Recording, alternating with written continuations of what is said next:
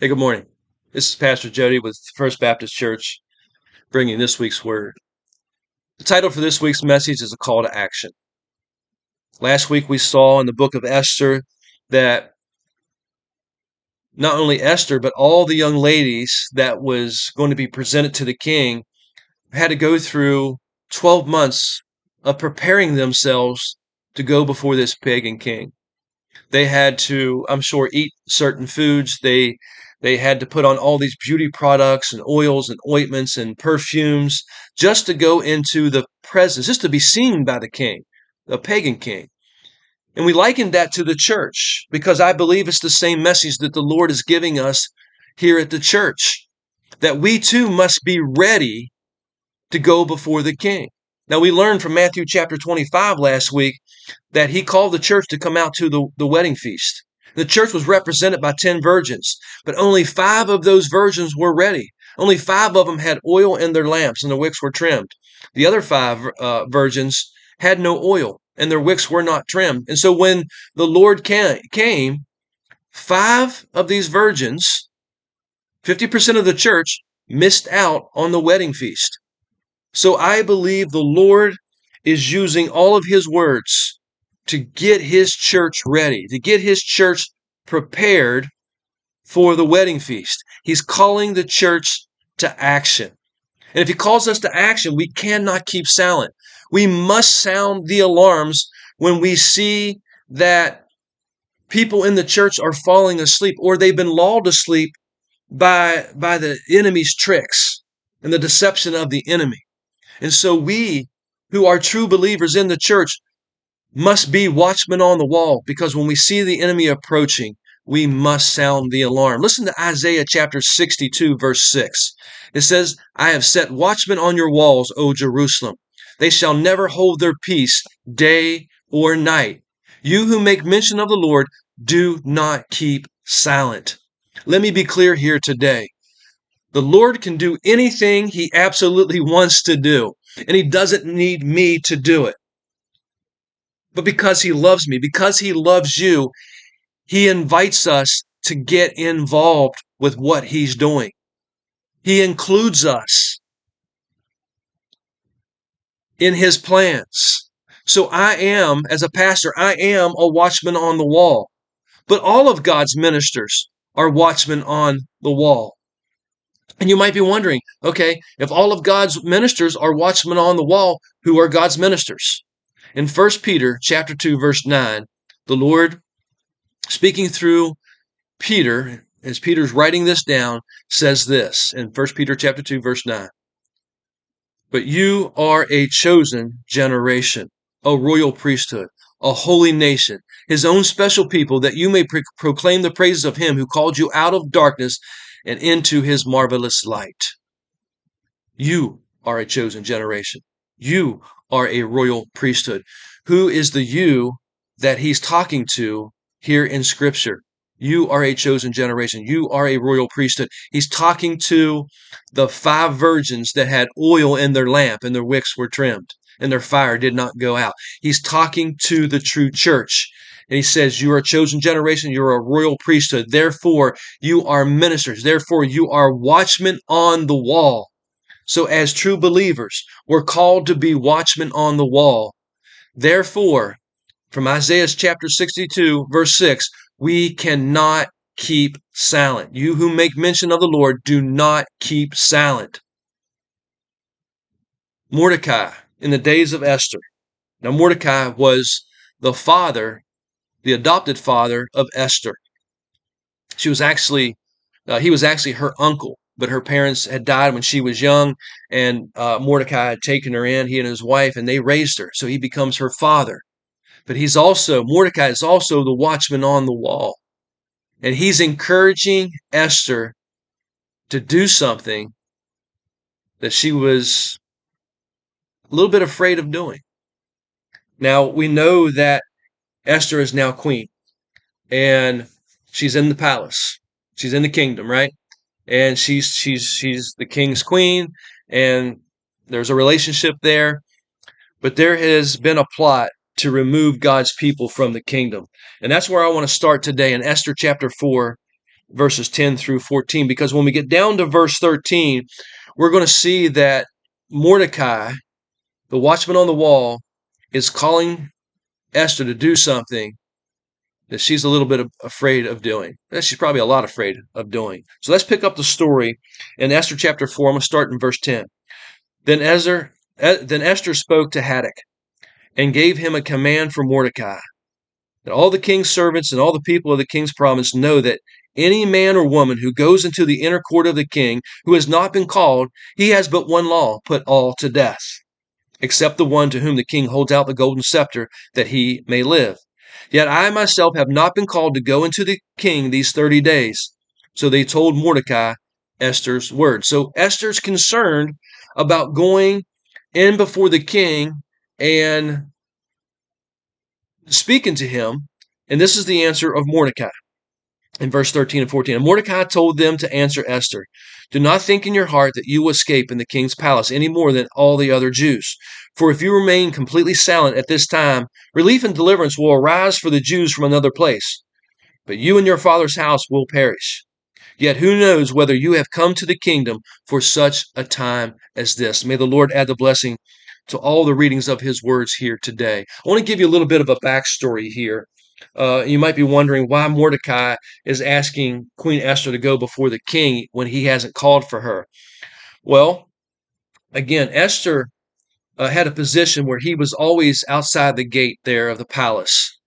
And Haman at this time has been promoted to a very high position, just right underneath the king. And a lot of authority was given Haman.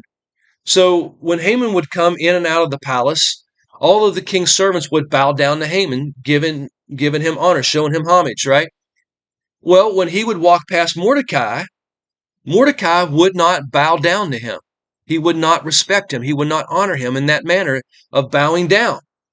And Haman, I don't even think realized that Mordecai wasn't paying him homage. But the king's servants came to Haman and says, there's a man outside the gate there that when you walk by, he doesn't bend the knee to you. And Haman at this time is full of pride. I think he is really enjoying all the attention. He's really enjoying all these people bowing down to him and honoring him in such a way so that when he finds out that Mordecai isn't doing this, there's a rage inside of him. And he wants to kill Mordecai. But he thinks about this for a little bit. And he says, you know what? Mordecai is a part of a group of people that I really don't like. He's a Jew. So if I remove Mordecai from this world, somebody else, one of these other Jews, are just going to rise up and do the same thing. He said, so you know what I'm going to do? I'm going to put out a decree to slaughter all the Jews. Well, these words come back to Mordecai. And in verse 10, the message comes to Esther from Mordecai. And Mordecai is saying, you need to make this plot known to the king. You're going to have to reveal to the king that you're a Jew. And if Haman is wanting all the Jews killed, that's going to include you.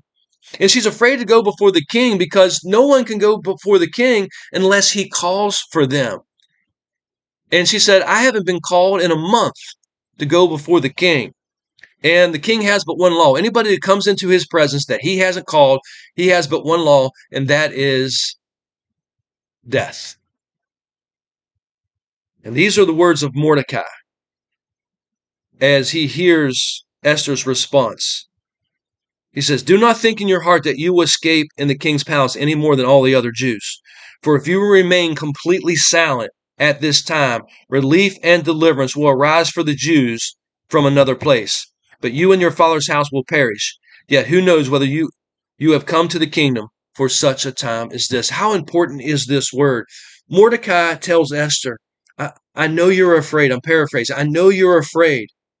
But if you don't go before the king now, not only am I going to die, but all of God's people, all the God's chosen people are going to die. The Jews are going to die. And Esther, that includes you. You're going to have to make a decision. And he says, and if you keep silent this time, God will raise up somebody else, but people will perish in the meantime. because such a time as this, God has placed you in the kingdom. Now, how important is that? At such a time as this, God has placed you in the kingdom. So Esther has a lot to think about. Now, you might be wondering, man, they could have just gotten through all this if Mordecai just would have bowed down to the enemy, right? Just bowed down to Haman. He could have maybe prayed a prayer to God as he's kneeling down. And he could have just, pretended to be bowing down. So why didn't Mordecai do that?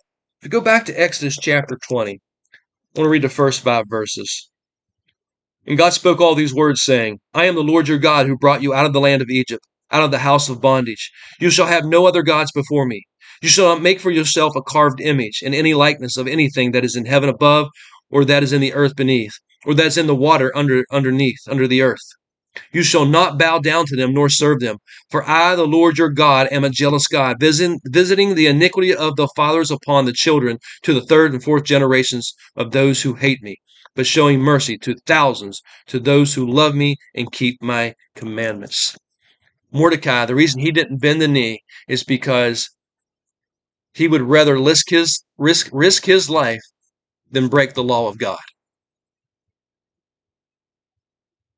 That's a stance, isn't it? That's a watchman on the wall. He sees the enemy approaching. He's sounding the alarm. He's not backing down. And that's going to involve all of God's ministers, which included Queen Esther. So Mordecai encourages Esther with these words. For such a time as this, young Esther, you must go before the king. And here is Esther's response after she thinks about it. In verse 15 through 17, Esther told him to reply to Mordecai, go gather all the Jews who are present in Shushan and fast for me. Neither eat nor drink for 3 days, night and day. My maids and I will fast likewise. And so I will go to the king, which is against the law. And if I perish, I perish. So Mordecai went his way and did according to all that Esther had commanded him. Esther will risk her life and go before the king. But first, she and all of her people are going to fast. Now, you might be wondering, okay, what's this fast have to do with her going before the king? Fasting is a form of prayer. And fasting is how many of God's children take their petitions to the Lord. And this would represent a broken and a contrite spirit. Listen to Psalms chapter 34, verse 18.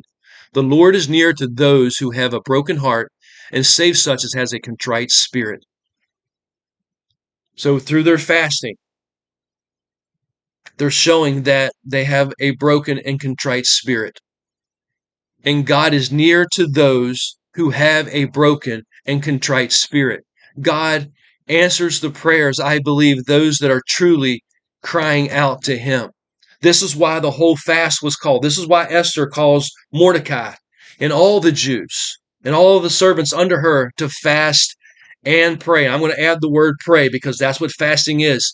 They're going to fast and pray. They're going to ask the Lord, what are we to do? And the rest of the story is she goes before the king. The king delights in seeing her. He points the scepter towards her, and she goes and reveals to the king the plot of the enemy. And the rest of the story is God's people would be rescued. I want to tell you something today. I want to speak to the church here in America. I can speak it to all around the world, but right now I believe the church in America needs to hear this word. The enemy wants to destroy God's church. He wants to destroy God's church, period. But he wants to destroy God's church here in America as well. And the reason I'm saying here in America is because we're living in very difficult times right now. We're just a few days away from an election that could usher in the spirit of life or usher in the spirit of death. Literally, life and death is on the ballot this year. It's on there every year, but this year it's more prominent. And we as believers must sound the alarm. And we must vote. And we must speak the words of God. And we must do the will of the Lord. Somebody asked me, well, Pastor, who do we vote for? We always promote life. We always side with the candidates. None of these candidates are perfect, right? But we always side with a candidate that is speaking life. And there's a clear division between Republicans and Democrats right now. One side is promoting life, one side is promoting death. And it's clear. It's very clear which side is which. When you have an abortion ban outside of a convention, that's promoting death. There are some 346 million documented people living in the United States of America this year. It's believed that 230 million of those people are Christians. They profess Christ. They proclaim to be Christians. It's also, a poll number has gone out that 40 million of those so-called Christians will not vote this year. In the last presidential election, it was decided by 42,000 votes. And yet 40 million Christians, so-called Christians, are saying that they will not vote this year. Life and death is on the ballot. God has called us to stand up. God has called us not to be silent, but to speak the very words of God and promote life. Therefore, we must fast and pray that God might bring about a blessing. God has placed the true church in this world, in the United States of America, at this time, for such a time as this. And if Christians, if we won't stand up, God's will is going to be done. He can use anybody he wants to bring about his will. But destruction is going to come if we don't stand up. I pray that you're willing to stand up and proclaim the word of God. All we have to do is stand on the promises of God and do what he calls us to do.